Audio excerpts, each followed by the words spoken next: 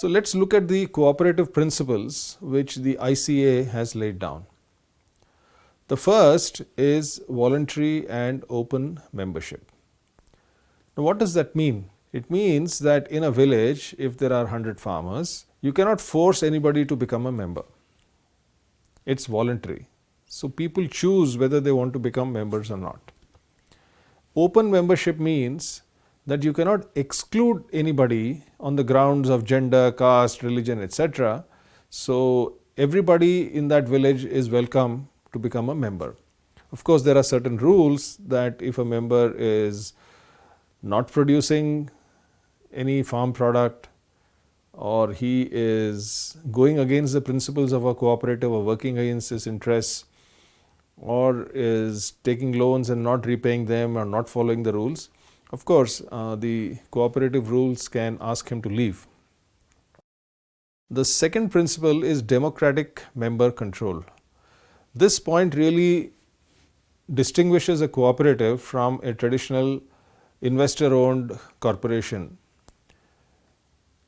In a company, the number of votes a shareholder has is equal to the number of shares he has. So if somebody has 100 shares, he has 100 votes. If somebody has 1 share, he has only 1 vote. But in a cooperative, each member has 1 vote. It is like democracy. Everybody in a country who is a registered voter gets 1 vote, no matter how wealthy he is or how poor he is. So this democratic member control really goes to the heart of what a cooperative is. There has been a lot of discussion on whether this is proper or not. We will discuss this issue a little later, but as of now, the International Cooperative Alliance lays down 1 member, 1 vote. The third principle laid down by the ICA is member economic participation. What does this mean? It means, for instance, that dairy farmers who are members of a cooperative pour milk into the cooperative. They also provide capital in some form in terms of share capital or member deposits, etc. So there is a strong member economic participation. This is different from a traditional company where the economic participation is limited to buying shares and providing capital. But none of the shareholders in a company, for instance, would be pouring milk as members. The fourth principle is autonomy and independence.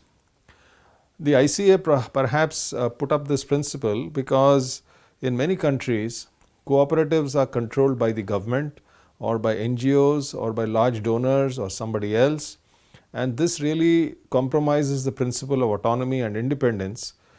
The legal frameworks in some countries, including in some parts of India, do not really provide autonomy and independence to a cooperative.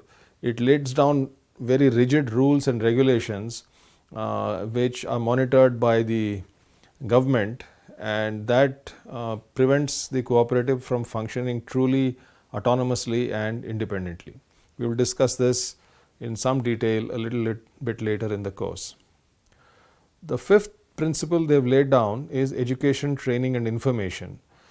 What the ICA is saying is that a good cooperative will continuously educate, train and provide information to its members. For example, Amul has a system where each one of their 2.5 million members visit the Amul plant at least once a year. They are taken on a guided tour and everything is explained to them. At the same time, the accounts, the audited financial statements, the income and expenditure statements, the balance sheets, everything is made available to the members. And the members can ask for any additional information they like from the cooperative. So this is a very key principle, education, training and information, without which cooperatives may perhaps not be able to do well. The sixth principle is cooperation among cooperatives. It's a desirable goal.